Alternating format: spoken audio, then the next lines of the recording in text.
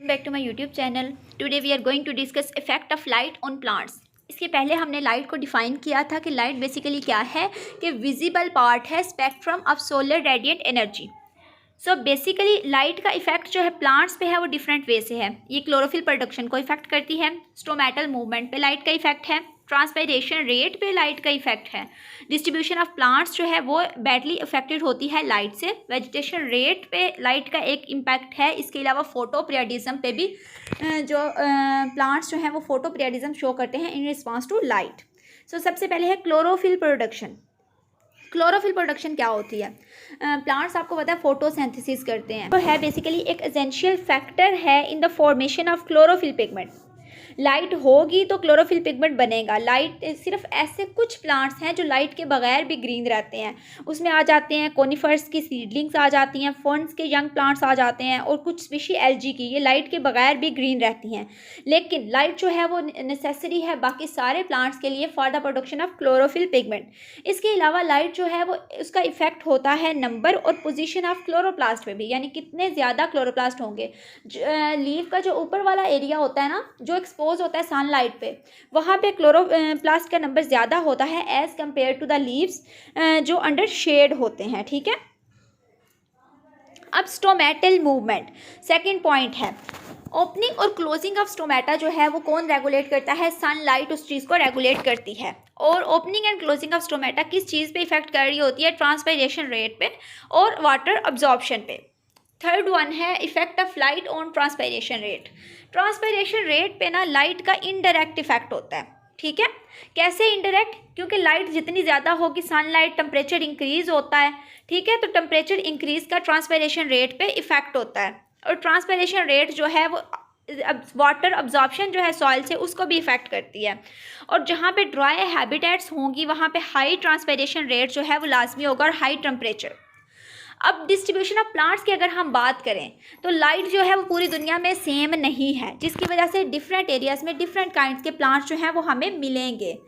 और इसके अलावा लाइट जो है वो लैटीट्यूड के लिहाज से भी डिफ़र करती है और यही वजह है जिसकी वजह से हमें डिफरेंट प्लांट्स डिफरेंट एरियाज़ में मिलते हैं। जैसे हमारे एरियाज़ में जो प्लांट होंगे वो हमें एक्सट्रीम कोल्ड कंडीशंस में नहीं मिलेंगे, ये लाइट अवेलेबिलिटी की वजह से है। इसके बाद है ओवरऑल वेजिटेशन डेवलपमेंट। प्लांट्स को हम डिफाइन करते हैं टू कैटेगरीज पे। किस बेस में? कि वो लाइट को कितना टॉलरेट कर सकते हैं। इसमें दो कैटेगरीज बन जाती हैं, हेलियोफाइट्स हैं और स्कायोफाइट्स हैं। हेलियोफाइट्स कौन से प्लांट्स होते हैं? जो ज़्यादा सनलाइट में बहुत अच्छा ग्रो करते हैं, जितनी ज़्यादा सनलाइट होगी वो उतना अच्छा ग्रो करेंगे। जबकि स्कायोफाइट्स कौन से हैं? ऐसे प्लांट्स हैं जो वो लोअर लाइट इंटेंसिटी में ज़्यादा ग्रो करते हैं, या जैसे हम कहते हैं ना कि ये जो है इनको शेड में रखना है प्लांट्स को, इनको आप घर के अंदर भी रख सकते हो, तो वो स्कायोफाइट्स प्लांट्स होते हैं जिनको वेरी लिटिल लाइट रिक्वायर होती है। स्कायोफाइट्स क्या करते हैं कि हाई रेट ऑफ फोटोसेंसिस को मेंटेन कर लेते हैं लोअर इंटेंसिटी में भी, लेकिन जो हेलियोफाइट्स होते हैं ना उनके लिए अगर लाइट कम हो तो फोटोसेंसिस नहीं होगी। लास्ट वन है फोटोपीरियडिज्म। फोटोपीरियडिज्म बेसिकली क्या होता है? Total length of daily light period जो एक ऑर्गेनिज्म ले रहा है, ठीक है, to which an organism is exposed. जैसे हम सारा दिन में लाइट जो है वो हम रिसीव करते रहते हैं, तो उस सारा दिन को हम क्या कहेंगे? ये फोटोपीरियडिज्म है।